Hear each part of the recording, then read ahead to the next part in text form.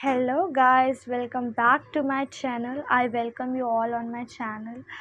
I think I have left with Halo Alkane and Halo Variance. We have already completed that chapter, and I know a few days back, after a few days, I'm just making down the video.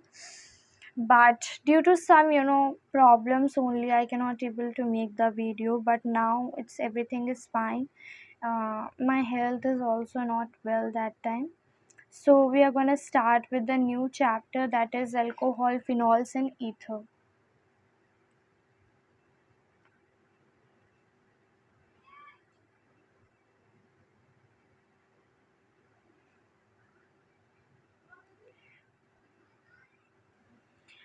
So under this chapter, when we are talking about alcohol, that means the ROH. So this group is known as alcohol. So R here can be any of the group, so ROH can be any of the group, as you can say that R can be CH3, C2H5. So if suppose we have taken CH3OH, so this is known as a methanol. I don't know why this camera is not working properly today. That day also the same thing has happened. I cannot able to make the video. Okay, so this thing is your methanol, and this one, if you have attached with OH, this is your ethanol. Now the basic difference between methanol and ethanol, basically it is not for the drinking purpose. If you will drink, आप लोगों ने कई बार newspaper में पढ़ा होगा जहरीली शराब से लोगों की हुई मौत, तो basically methanol, this is due to methanol because it is totally soluble in our body. और वो ऑक्सीजन हमारे ब्रेन तक नहीं पहुंचा पाता है, तो person is dead.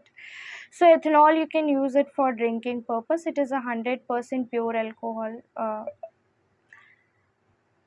Um, so basically now you can say methanol and ethanol, the basic difference you can read it from your book. So now the IUPAC and some common naming also you can see.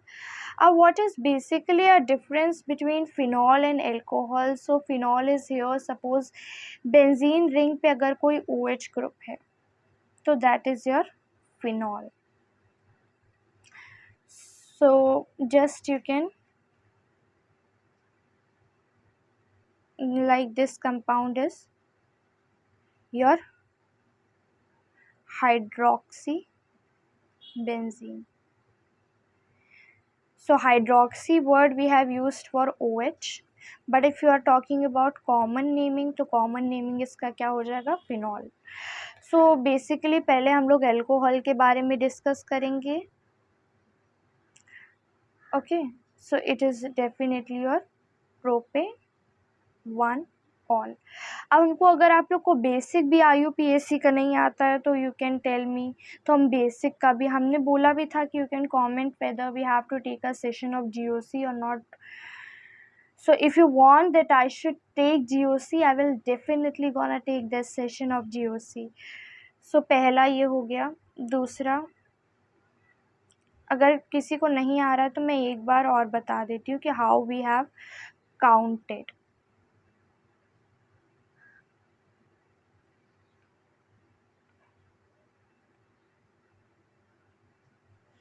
Now those who are not knowing the IUPAC, just kindly see this one IUPAC, then you will come to understand. Otherwise everything is gonna vanish away. And please revise the previous. अब we have numbering जहाँ से देनी है, where your functional group is, जिससे पास होगा I think उससे दिया जाएगा 1 2 3 4 and 5. अब नाउ अल्फाबेटिकली तो bromine will come first, yes, then chlorine will come. So 3 bromo, firstly it's gonna come 3 bromo because bromine, it is starting from B alphabet, and 2 chloro pentane 1 all. So this is your IUPAC name. So IUPAC, I think you can revise it from NCERT, or if you want the revision, I should take IUPAC only first, because many of you, I can see those who face problem even in IUPAC also. Those who are facing problem in IUPAC, it's very difficult then. Ab now here it is ethene. Ab now 1 comma 2, it will be 1 comma 2 diol. Clear?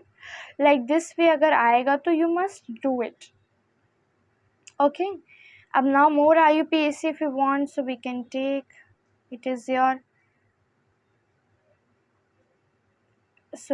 pentane, but it is your cyclopentane because it's a cyclic compound, so cyclopent one all. Now a lot of IUPAC we have already discussed. Now we have to move on with the preparation. The method of preparation of alcohol. अब alcohol का जब method of preparation करते हैं तो which all reagent we can use in the entire thing. तो पहला जो method of preparation होता है वो होता है बाय एडिंग वाटर, यानी H2O का एडिशन. दूसरा जब हम लोग पढ़ेंगे वो पढ़ेंगे हाइड्रोबोरेशन, ऑक्सीमर्क्यूरेशन. और तीसरा जो हम लोग पढ़ेंगे वो आई थिंक ऑक्सीमर्क्यूरेशन ओनली. तो जब हम लोग by adding down the water, तो वाटर को ऐड करेंगे तो can you tell whether dilute H2SO4 we have to take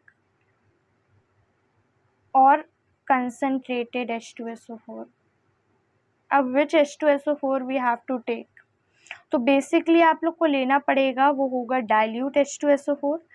अब डाइल्यूट H2SO4 की वर्किंग क्या होती है ये पता होना चाहिए. When you are taking dilute, तो यानी in the presence of H+ medium ये रिएक्शन होगी, और पानी को जब हम लोग डालेंगे तो बेसिकली हम लोग को डाइल्यूट वे में डालना होगा. Concentrated means we are taking out the water from the compound, but when you are adding down तो everything should be in a dilute form, यानी percentage of water has to be greater, then only you can add. No.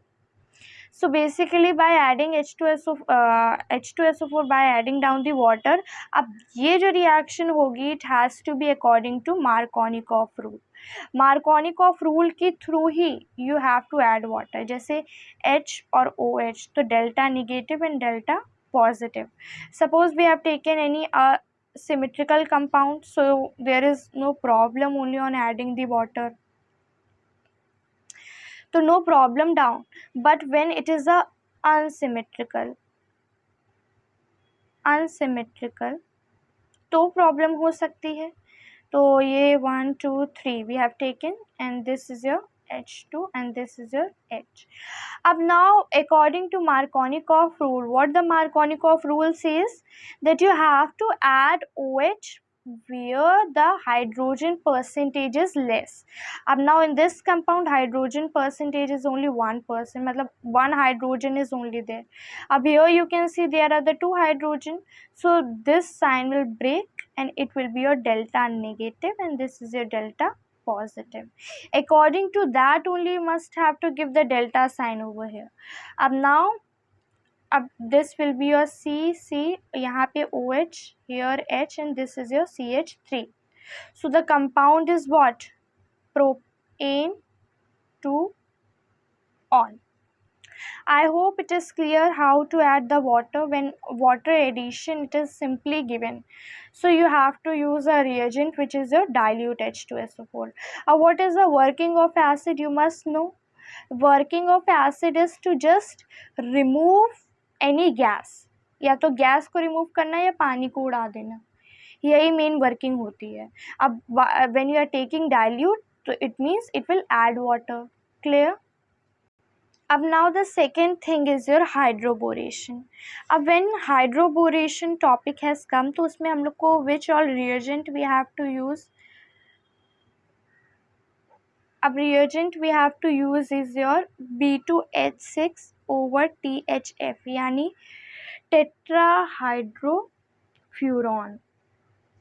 What it's prevent from, अब ये क्या prevention show करता है when you have to add this thing, it's just prevent from to dimerize BH3. तो it prevent BH3 to dimerize. What is dimer form? You know, जो carboxylic acid it is dimerise. अब what is the meaning of dimer, मतलब जो उसका current atomic weight है, it might become with the double thing, मतलब उसका जो atomic real wait है उसको अगर डबल फॉर्म में आप ले आएंगे तो that is your dimer form. And dimer form you might have seen specially in the sulphur case. Sulphur और फॉस्फोरस मेक्स द डाइमर. अब leave that thing aside, but basically यहाँ पे जो एडिशन होगा तो वाटर ही का एडिशन H2O का, but according to anti Markovnikov और योर पेरोक्साइड लिंकेज, अब सॉरी पेरोक्साइड इफेक्ट, अब पेरोक्साइड इफेक्ट के थ्रू ये चीज़ होगा. सो बेसिकली इसमें क्या होता है कि जो एडिशन होता है वो सिन एडिशन के थ्रू होता है. अब सिन एडिशन जहाँ पे स्टेरिक हिंड्रेंस जो होगा, यानी स्टेरिक हिंड्रेंस आप समझते हैं क्या होता है, जहाँ पे जैसे सपोज CH3OH दे रखा है, CH3 यहाँ पे H और यहाँ पे OH है, और ये दे रखा है CH3 और ये दे रखा है CH3 और ये OH. तो स्टेरिक हिंड्रेंस जहाँ पे मतलब क्राउडिंग ज़्यादा है ना, वो जो है हमारी स्टेबिलिटी की इन्वर्सली प्रोपोर्शनल होगी. यानी जितना ज़्यादा steric hindrance,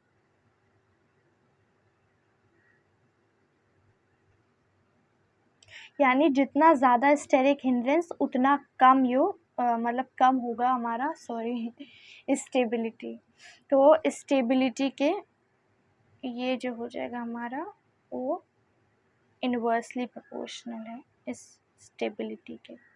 it's not directly proportional, it's inversely proportional.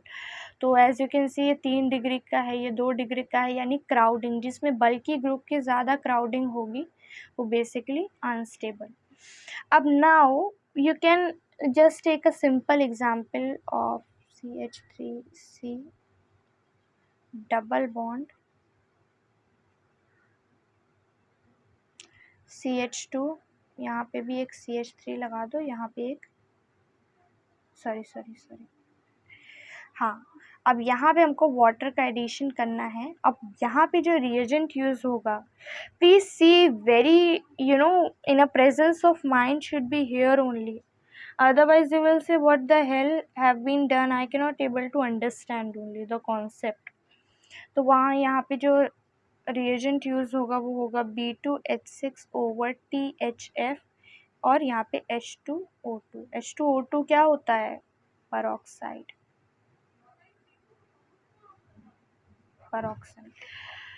So basically यहाँ पे जो OH होगा वो इधर जाके अटैक करेगा और ये यहाँ पे आ जाएगा.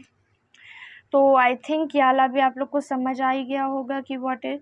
अब ऑक्सीमर्क्यूरेशन में क्या होता है,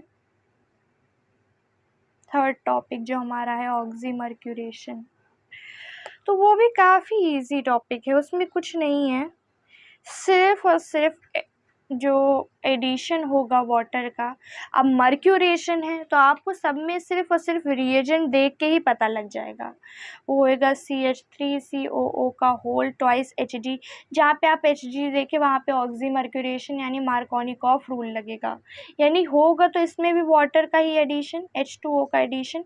अब यहाँ से H2O में से OH निकलेगा, ठीक है, और NaBH4 में से क्या निकलेगा हमारा H+ आयन. NaBH4 हमको कोई बता सकता है कौन सा रिएजेंट है, इट्स अ रिड्यूसिंग रिएजेंट और इट्स ऑक्सीडाइजिंग. ये 1000 बार हमने अपने लेक्चर में बताया होगा कि NaBH4 आप कहीं देखें, LiAH4 आप कहीं देखें, निकल, प्लैटिनम, पैलेडियम कहीं देखें, सारे जो हैं हमारे रिड्यूसिंग एजेंट हैं. मेन वर्किंग होती है H+ प्रोवाइड कराना किसी कंपाउंड को. सो बेसिकली अब यहाँ पे भी एक एग्जाम्पल ले लेंगे, डबल बॉन्ड C, और यहाँ पे जो हमारा रिएजेंट होगा वो हम लोग देख लेते हैं, वो होगा CH3 का ये होल ट्वाइस Hg/H2O. अब H2O से हम लोग का OH मिलेगा और NaBH4 में से हम लोग को क्या मिलेगा, H+। अब यहाँ में क्योंकि ये मार्कोनिकॉफ फॉलो कर रहा है तो यहाँ पे जा कर के H जुड़ेगा और यहाँ पे जा कर के OH जुड़ेगा, यही फंक्शनिंग है। तो आई थिंक ये भी क्लियर हो ही गया होगा। अब now the preparation from carbonyl group. अब कार्बोनिल ग्रुप क्या होता है ये तो पता होना ही चाहिए।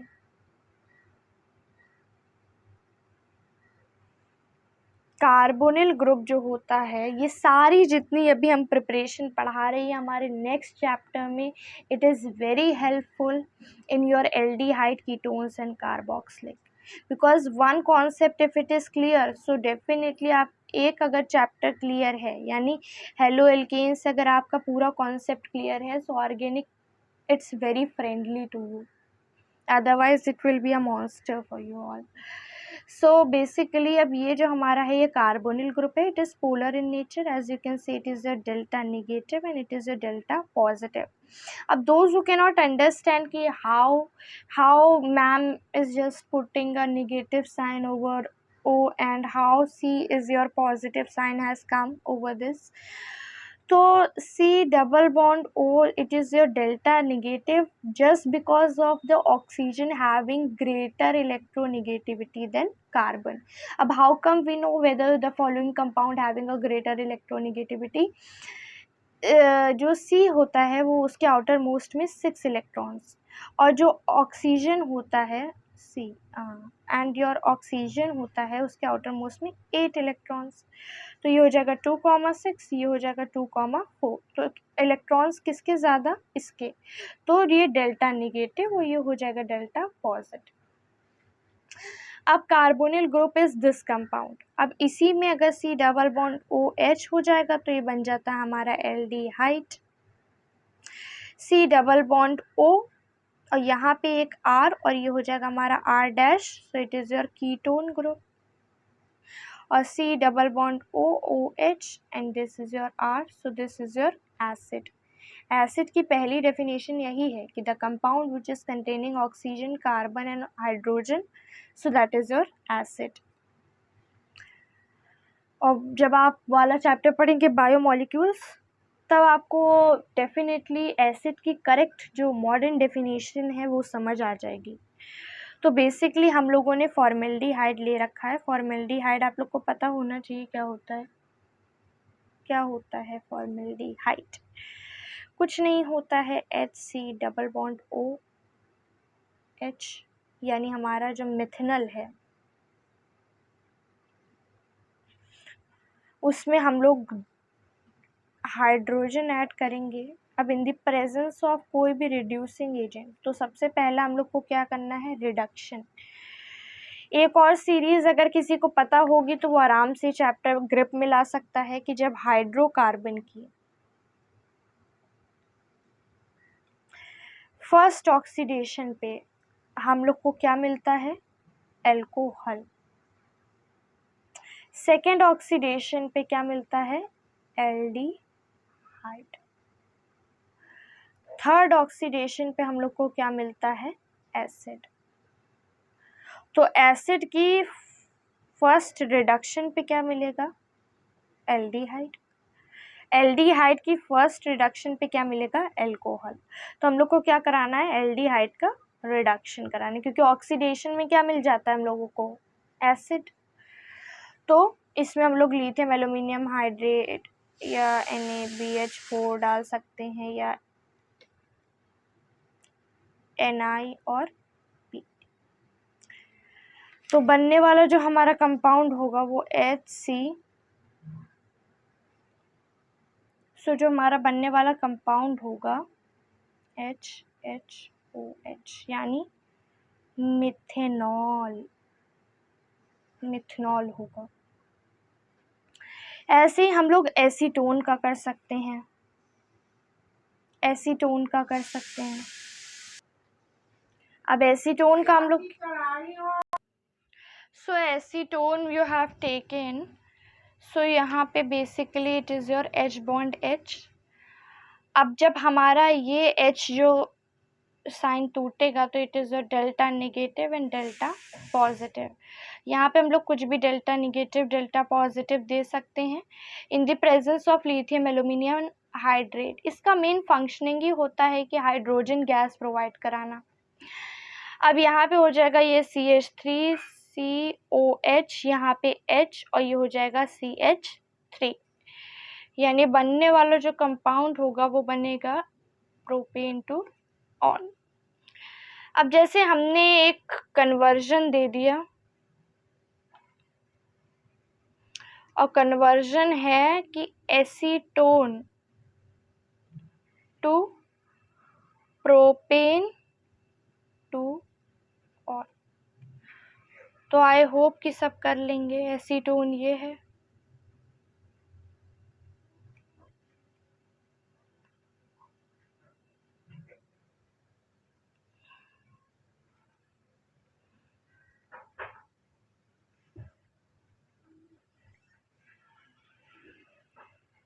so basically we have to discuss the chemical properties also. So I don't understand what the hell is wrong with this. So now we have already started. So I wanted to tell you some acidic character. Those who doesn't know inductive effect,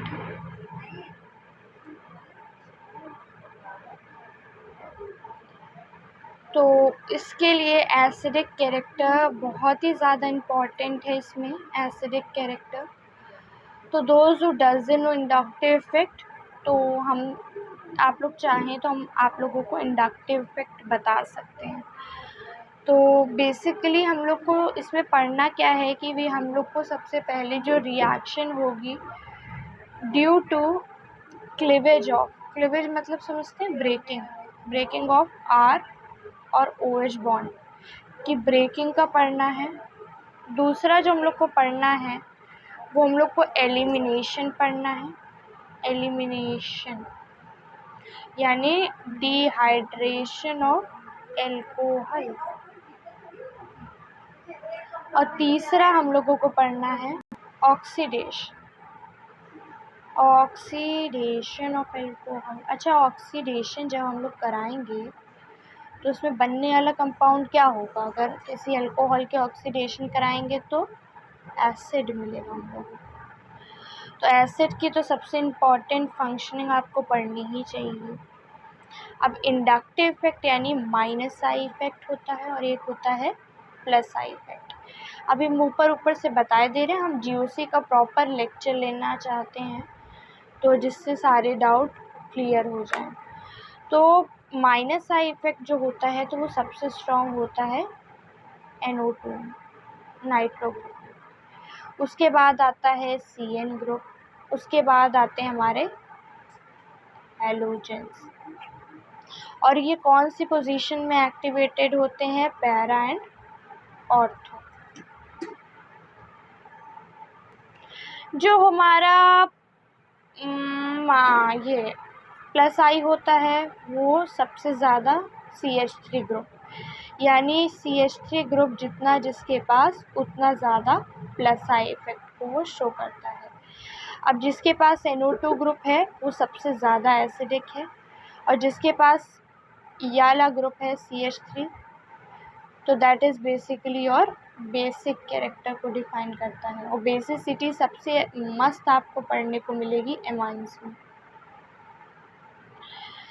तो अब हम लोग halogens यानी कि chlorine, fluorine, bromine and iodine, इसमें पर order जो होता है वो होता है fluorine, chlorine, bromine and iodine का। उसके बाद जब हम लोग बात करते हैं एसिडिक ऑर्डर की, तो ये हमारा एकदम आखिरी टॉपिक है। उसके बाद तो हम लोग को केमिकल प्रॉपर्टीज़ पढ़ना है। तो एसिडिक कैरेक्टर की जब हम लोग बात करते हैं तो वो होता है water greater than alcohol than alkane, ये ऑर्डर होता है। तो एसिडिक कैरेक्टर के